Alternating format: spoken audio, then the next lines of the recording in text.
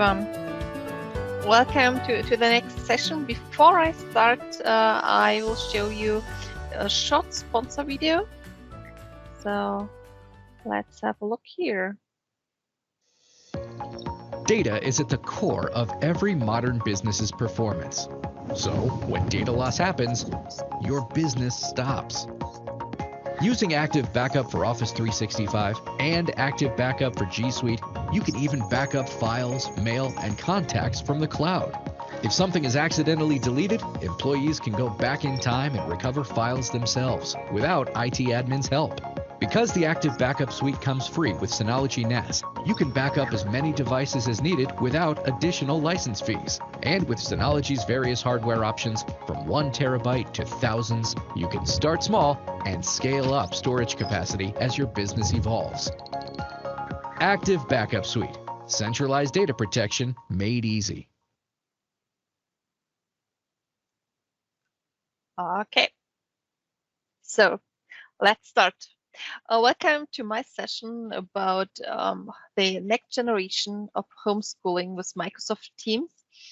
And I often get the question, Microsoft Teams and education, does this really work? And I think this question comes up because most of us know Microsoft Teams from our daily work, and we don't know that there's a special edition for the education sector.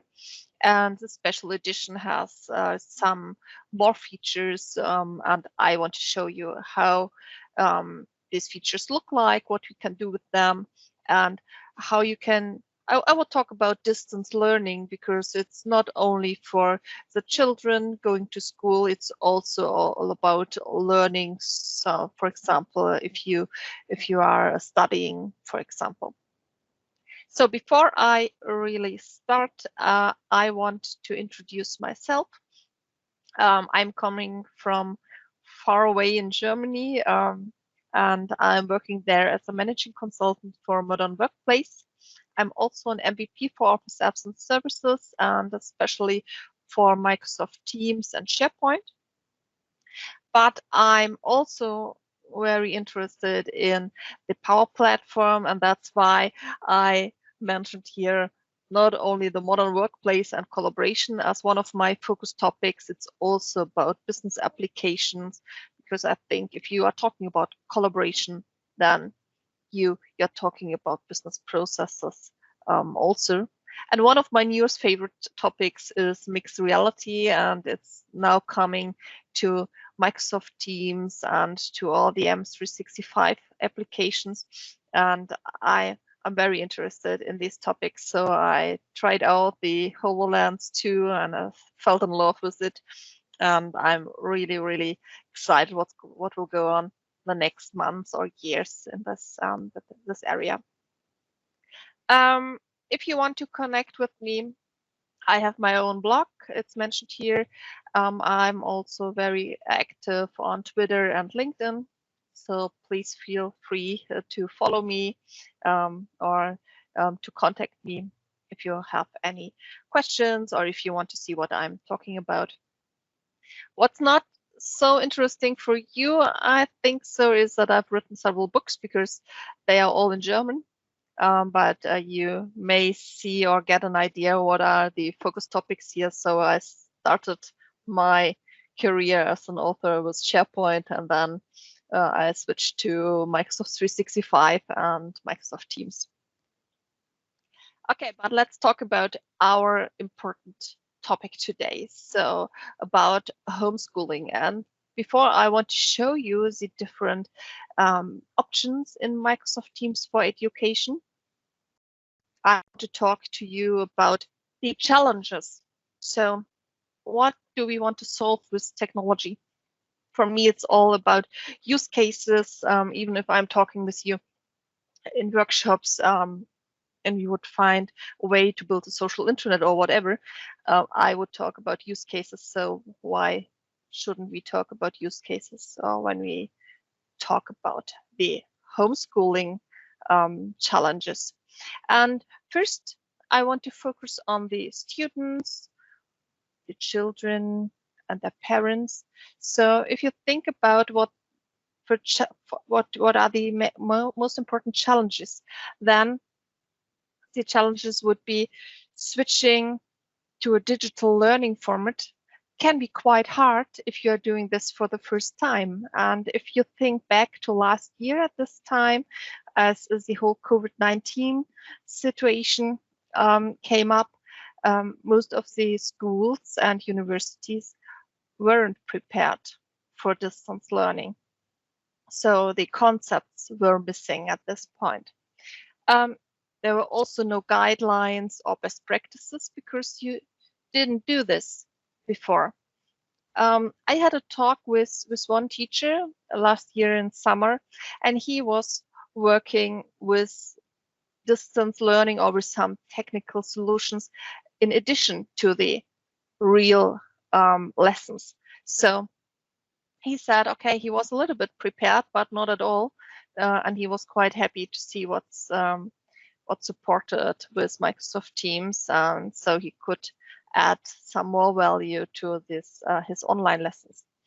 What another issue is that you don't have so much contact between teachers and students, and in some cases, even if you're talking about younger children, you have only communication between the parents and the teacher and not between the students and the teachers, so that can be quite hard.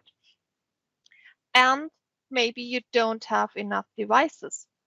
So if we are talking about devices, I want to talk about a notebook, a PC, a tablet, or even a smartphone. So I had different talks to teachers, but also to parents and students. And it was not so easy to get a device for each kid, because in some cases parents needed the devices themselves. And if you think about the situation that a kid is sitting at the same table, and this means in the same room as his parents, then the parents are doing home office and the kid is doing homeschooling. What about privacy? So think about the video and audio. If the father is now in a business meeting and he's talking a lot of, and the kid wants to join the online lesson, should it unmute himself, or should it only listen to the online lesson?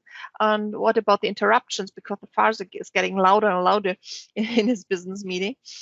So multiple persons in the same room who are joining different meetings can be also quite hard.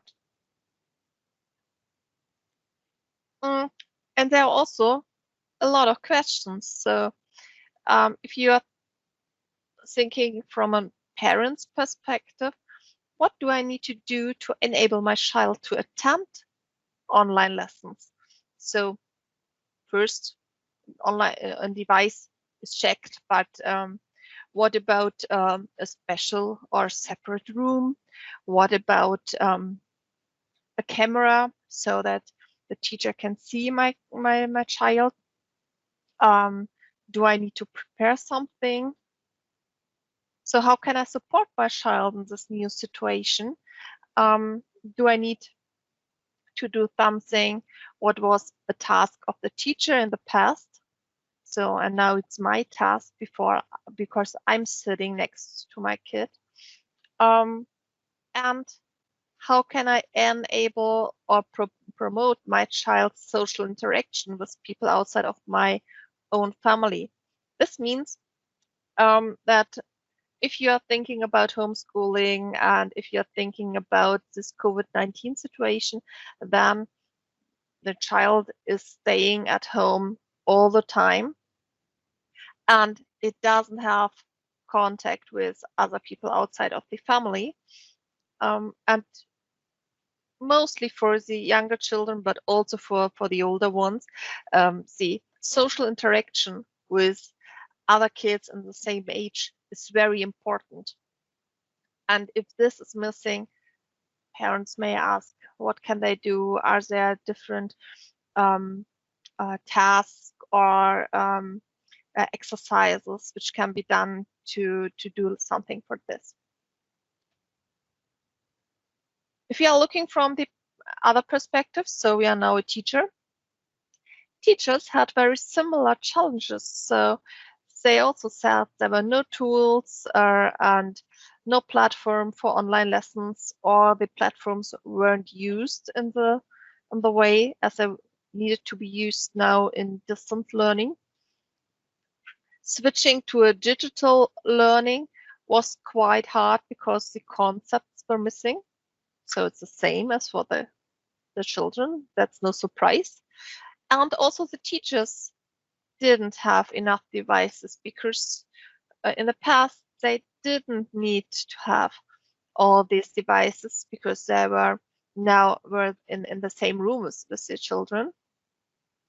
And now I don't know if you recognize something similar, but I had a very interesting talk to one teacher, and he told me that he has now some kind of video or photo studio because he has his PC and different screens, and he was also investing in the right lighting and so on. And then he got a new microphone, and he said he did never ever think about that he would be some kind of a movie star because now he's standing in a studio and doing these online lessons. Yeah,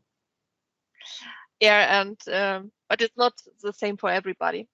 And what he also told me is, yeah, that he had a lot of work to do to create digital learning material.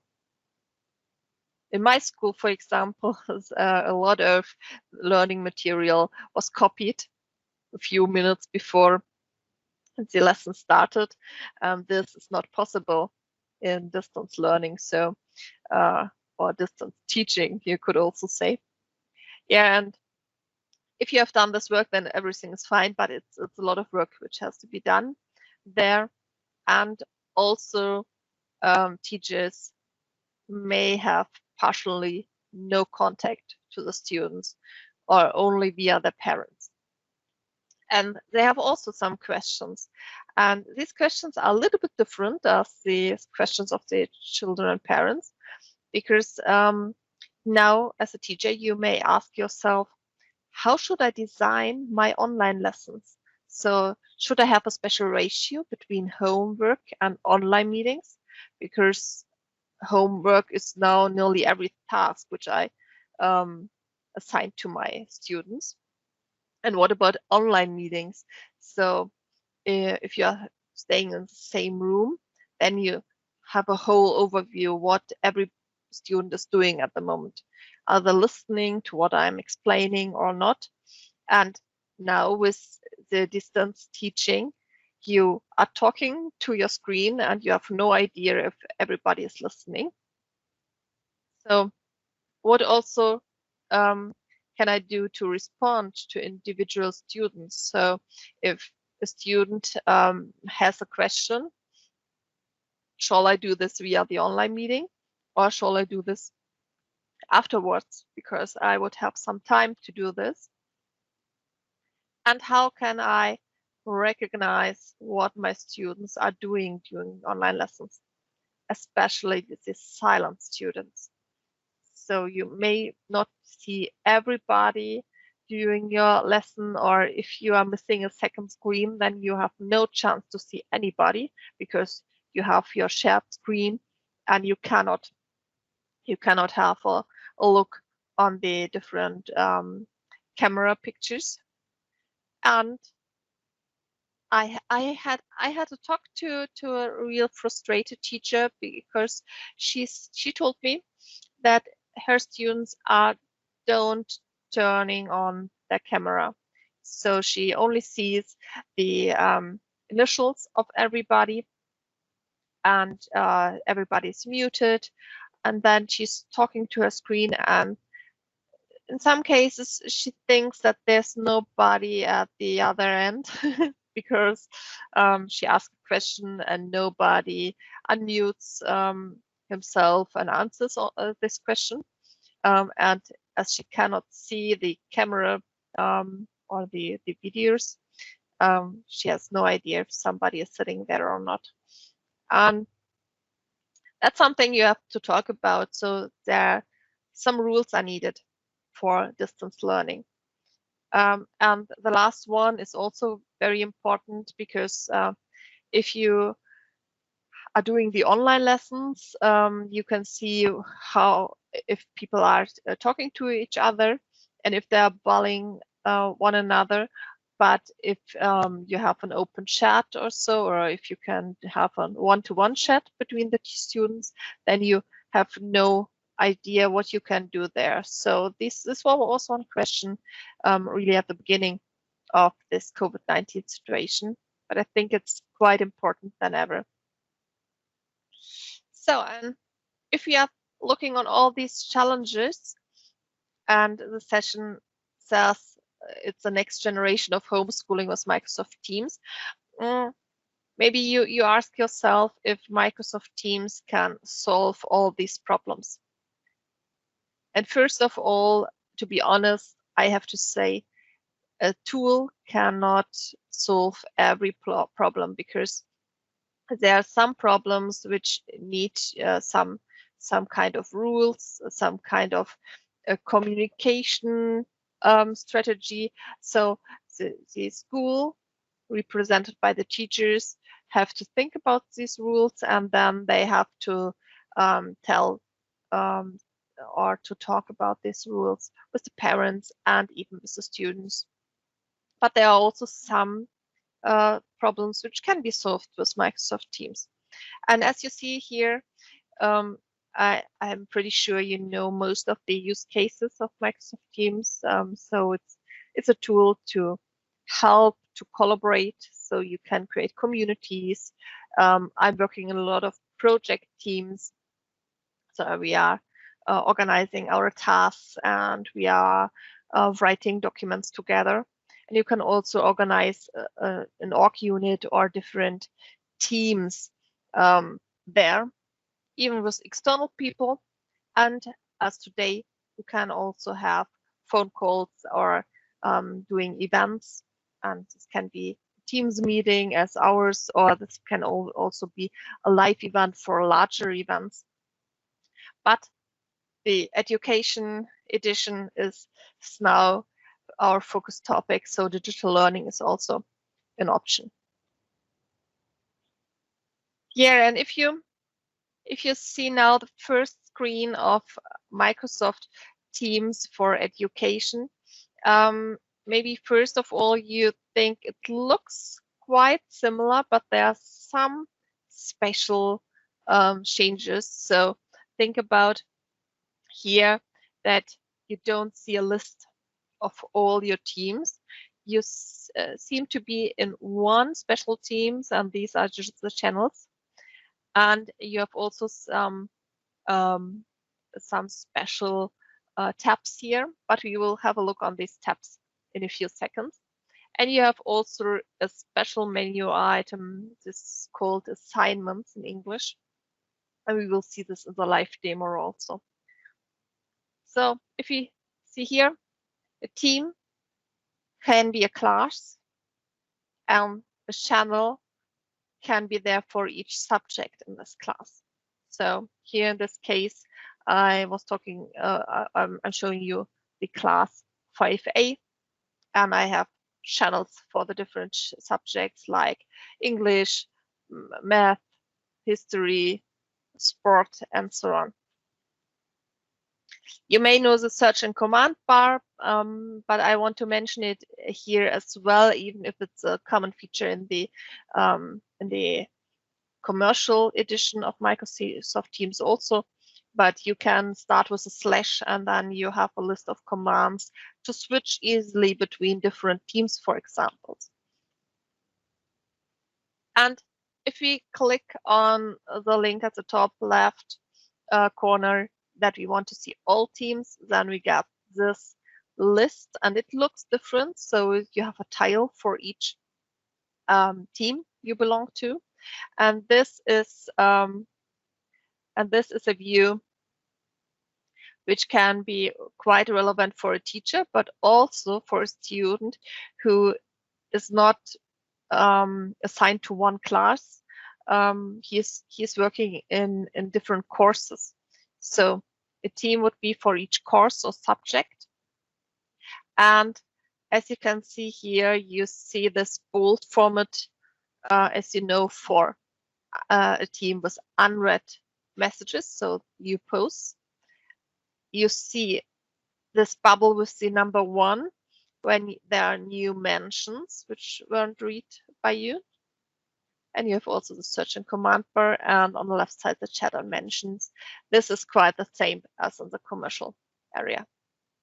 And now we are going on the perspective of a teacher. For a teacher, he can go with this Teams overview with the tiles, but he can also go with the list as we know in our commercial edition of Microsoft Teams. And here in this case, because this teacher is nearly in every team, he has chosen the list. I will show you the picture in the live demo. And he's in different teams. So here a team is a class or a course, or it's some kind of community between teachers. So if, for example, all the English teachers want to build a community and to talk about how to create digital learning material, they can create a team for this. And there's a special team type for this kind of community. Yes, also the same navigation and the header bar. And this would be the second option. So he has a choice, but every student has also the choice between this tile view and the list. So if we are thinking about using Microsoft Teams now for distance learning, respectively distance teaching, how should we start? My recommendation, your first steps with Microsoft Teams, use it for a class or a course. And you can do the online lessons via classic Teams meetings, as we are doing this now. You can do panel paintings via PowerPoint, or you can use the whiteboard app.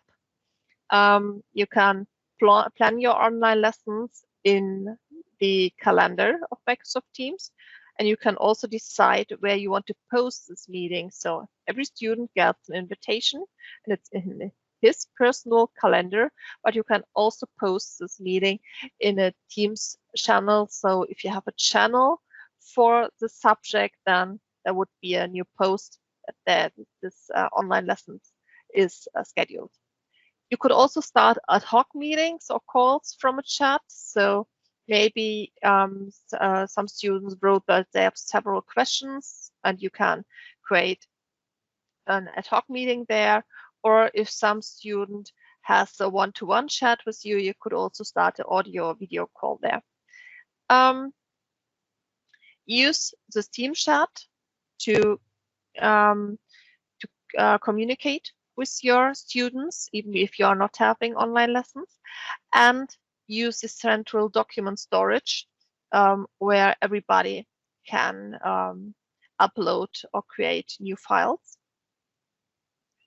And if you're thinking about the communication between individual students, their parents, and the teachers, then I would recommend to use the one-to-one chat, and then decide if you are only doing a chat or if you are doing an audio or video call. I would say if you start a call, then start a video call, because it matters so much if you turned your camera on or not. It matters so much for the student to see his teacher, and the teacher needs to see the face of the student to decide if there's a problem or not. So it's really important. It's also important in the business sector, but I think for learning, for the education sector, it's so much important. And if you have something to talk about, which takes a little bit longer, then you can also schedule a meeting. This can be, for example, if you have something similar at your schools. There are some days between in the school year where parents can have a special talk to teachers, or where the teachers say, I need to talk to one parent. So this can be such a meeting also. And there are also other meetings like grading conferences, or if you have a council meeting, this can be done via a Teams meeting as well and with a shared screen. Or if you are doing events with all students and most of the teachers, so you have a lot of people, then you could also do a live event. And now I have two killer features for you, which are not available in the commercial Teams edition. And the killer feature number one are the class notebooks. So the class notebooks is a OneNote file, and it's part of a team of the type course. And if you are using this class notebook, you have different areas in this OneNote file. First one is a collaboration space. And in this space, students and teachers can create content. Everybody can create content, and they can modify content. Then second one is a content library, and students can only read this content. Teachers can manage the content. If you assign or if you activate a special option, then teachers have their own area as well. That's a teachers only section.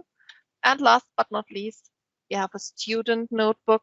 So every student gets his own section in this OneNote. And here in this case, we have Anna and Tom. And Anna sees only her own section and Tom his own, but the teacher sees all of them.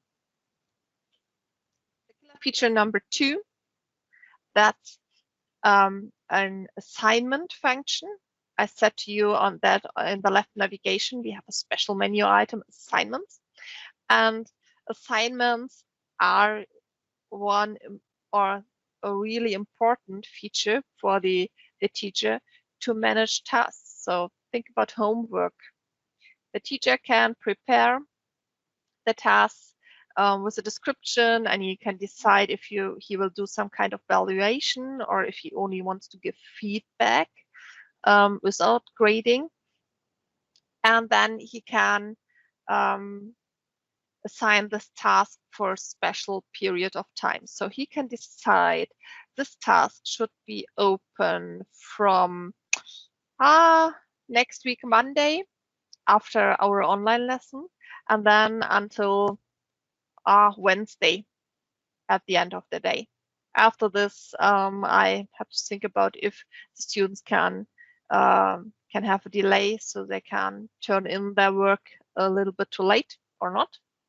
But you will see in the live demo what I'm talking about in detail. So, and then I can think about if I want to assign this task to all students or only to a single student or to a group of students.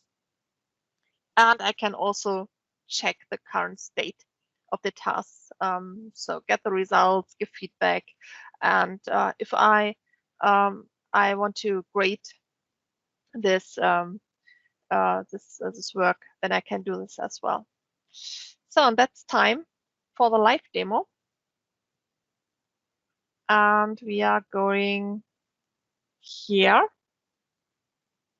So first of all, I wanted to show you the different layouts, and that's quite easy. So I'm going to my settings. So let's have a look here. And in the general tab, you know these different themes, and here the section may quite unfamiliar for you. So I can decide if I want to go with list, and with the list here, or if I want to go with the grid. So in this case, I have only one team at the moment, so that's why I've chosen the grid view with the different tiles. And if I want to create a new team, then this view may maybe familiar again, but this is new. Because if you are using Microsoft Teams in a commercial area, then you only have the option to create a team, and then you have to decide if you want to use the template or not, but you have not these options here. And in this case, we have the option to create a class, and we will see a class in a few seconds. You can create a professional learning community. That was my example with all the English teachers, because then you get a real cool OneNote file with a lot of stuff explaining how to do online teaching. You could also create a team for the staff. So if you're thinking about the director of a school and all the teachers, so you can have some special options also. And the option other, that is the option we know from the commercial edition of Teams. So I only click here on Teams. I can check, create a new name, and I say class 6A. And in the next step, you will see that there's a difference between students and teachers. So I will be the first teacher because I create this team, and students don't have the option to create such team. They have only the other option. And teachers, they will be the owners of the team, and students will be members of the team. So I skip this for a moment because now I want to go to my class 5A, because I prepared that a little bit for us so that we don't spend so much time was waiting. And as you see here, we have posts and we have files. That's the same as we know in a team room. But class notebook is new, assignments and grades also. Let's go with class notebook. And class notebook, as I said, is a OneNote file. And if it's loaded correctly, then we can have a look here on the different sections. And as you see, we have a welcome section with a little bit of explanation. Then we have the collaboration space with a few words. And I think if you prepared your learning material and you have some material which can be used in the next school year and so on, then you can create your class notebook from an existing OneNote file. Then you have a lot of easier. The content library, that's the same. So here you would expect all the learning material with exercises and so on. And this is the section where the teacher can prepare some stuff and then move it later on to the content library, for example. And here is Anna's notebook and Tom's notebook. And now I want to show you what we can do to create here some new stuff in the content library and then move it or copy it to Anna and Tom's notebook. So let's go here. I say add a new page. And then I say exercise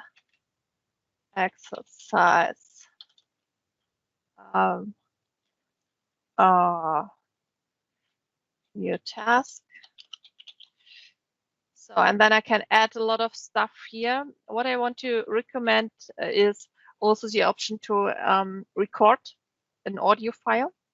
Even if you're thinking about younger children which cannot read so much stuff, you could tell them that they could click on this audio file and then they get what's going on in this exercise. And I say here example. And if I want to go now with this file and copy it to Anna and Tom, here's a special option, class notebook. And I have this option to distribute my page. And if I click on this, then I get this flyout menu here, and I can decide in which section of the students' class notebooks I want to copy this. And I say, okay, that's homework I want to distribute.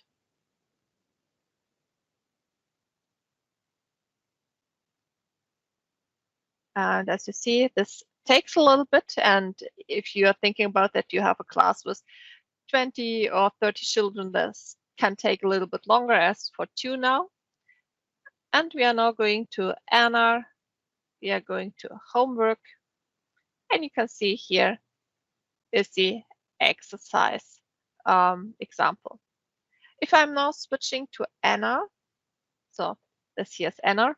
You see it's now here in the other color. And Anna is here, and this section is read-only for her, the same as the content library. So she gets this notification, and she doesn't see Tom's notebook. If she's going to homework, then there's exercise new task. And now she's looking here and she would write, I don't understand. And I'm looking here on this right top right corner because I see, okay, it's synced. And now I'm looking back here. Yeah, here's this blue color. So the teacher sees, oh, she doesn't understand what's going on there. And this class notebook is a really good option to prepare material, to distribute this learning material or the exercises, and then to have a look what every student is doing, if there are some problems, and so on. Okay, the next one is the assignments.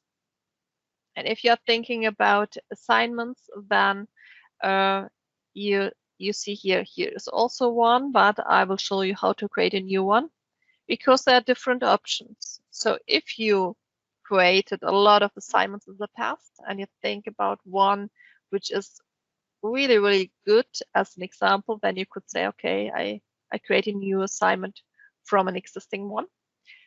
Or I create a complete new one. And this assignment can be everything. A quiz, that is some kind of a test. So if you want to create a Microsoft Forms question or survey, then you can create this. And you can decide if you want to give some points or how much points you want to give for every question. So you have some kind of grading here in this quiz. In an assignment, you can decide if you want to go with grades or not. So I select the assignment view, and as you can see here, we have this a few options or the different items we need to add here. So you have to decide what's the title of this new assignment. Do you want to add some instructions? And you can also write your instructions here, or you add some resources. And these resources can be some documents which are in your OneDrive, or if you want to upload them. You can also use your class notebook. So think back about the idea that we have the content library, that we are creating our exercises here, then we could link this OneNote file also. Or we go with the link to something else, and we will see this option in one of the prepared tasks in a few seconds. Or you have something in your team, and then you could go with this team and select one of the uploaded files. So one other issue is if you want to grade something, so it's called Rubric. And you can add such a rubric, and this is only something which helps the teacher to give to grade later on. So you have a title and a description. You say if there are some points, and then you have to decide what are the different criteria for the special options, and if you have some other facts which have to be checked for the turned in results. So I don't want to go with points here. So I want to decide if I want to assign it to all students or only to a few of them. And this option is really important because, as I said, I could create a task which will be assigned to the students after our next online lesson. So as a teacher, I can prepare my work, and then it will be assigned automatically after the online lessons if I decide to choose the special time. I can decide what is the due date, and I could also define closing date. This should be the same or something later as the due date. And after this date, no one of my students can turn in a result anymore. Yeah, and last but not least, I can here check if I want to add this due date to my calendar or to the calendar of my students or to all the other teachers. And if I want to post this new task. I also prepared one. So let's have a look here. So there's an assignment, present your favorite book. And if I view my assignment here, or if I go to assignments and select this option here, then I see, okay, this is my task. Anna saw this assignment, but she didn't turn in so far. And Tom didn't ever see this task. So maybe I have to talk about this in our next lesson, that everybody saw this one. I could also go here with hide student names. So it's also only called student. That could be interesting if I'm doing the online lesson and I want to show everybody while sharing my screen that I only got a few results. So then I can hide this student names for a second. Now it's back again. I could also edit my assignment if I want to change something. And now you see what I filled out. So I edited, set the title. I added some instructions here as a text, but I also added a resource, and that's a link to a website.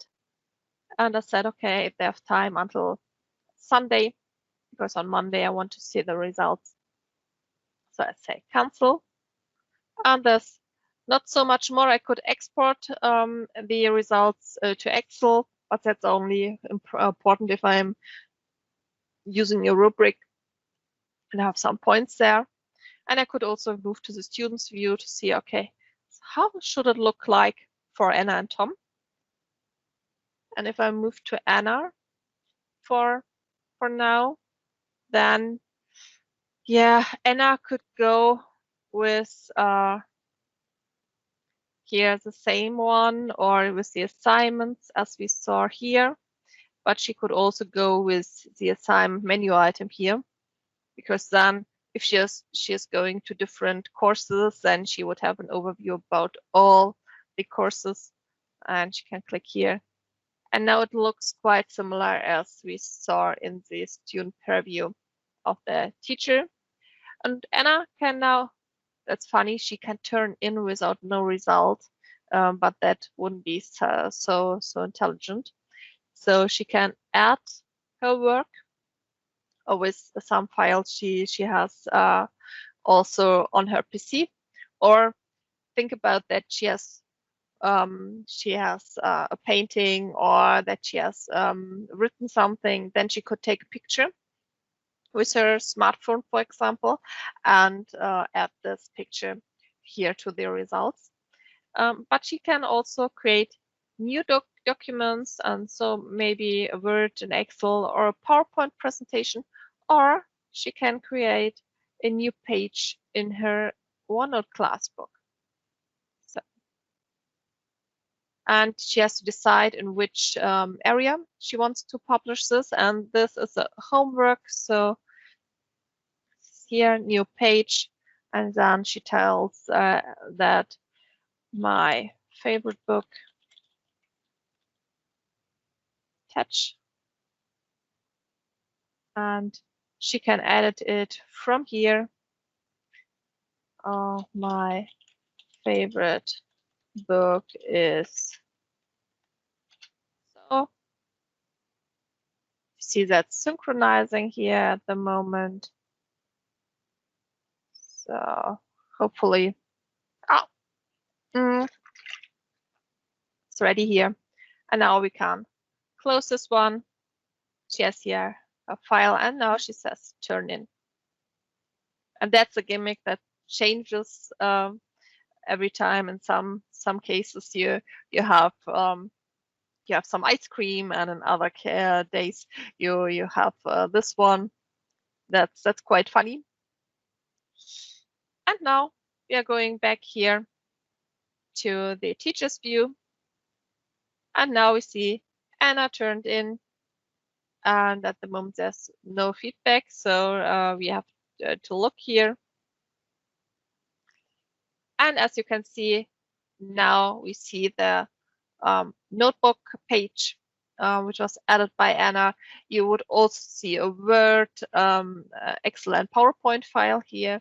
If there are some other files and this file type is not supported, then you would only see that there's a file, but this preview would be empty. Yeah, now you can add some feedback. Say, okay, that's a cool presentation. Please prepare for a live discussion during the next online lesson. So, and then I can return this one.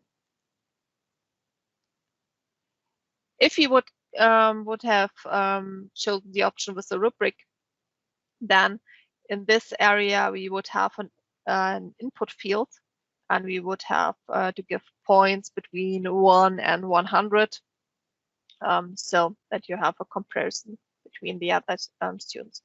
Here you can decide if you want to go with Tom or if you want to go to the next one and the next one and so on. But this may only make sense if you have something to value. So in this case, Tom didn't turn in. And as you see here, Anna vanished here because she's now here for the returned items, and we can also see the feedback we spent here. And for Anna, we have some notifications here. So if you go here, assignment returned, view assignment, and then we see the feedback here, and we would also see the points. Okay, that was the live demo. So now let's go back to the slides. What did we see in the live demo? We saw that we have some kind of a classroom. We can decide if you want to create channels for each subject, or if we want to create different teams for the different subjects. So it's up up to the teacher what you want to do. We have this class notebook, which is quite cool to have a central location for all the training or learning material, which can be distributed to the students, and the students can also use this to turn in their work if they got an assignment. And the assignments have two different options. One option is to go with some feedback only, and the other one is that you get a result as some points, so that you get a grade at the end. And so there are different options for the different ways how to do distance teaching. So last one here, please don't forget, I think you saw this in many sessions today, think about donation for the Children First Fund here in Chicago Public Schools Foundation.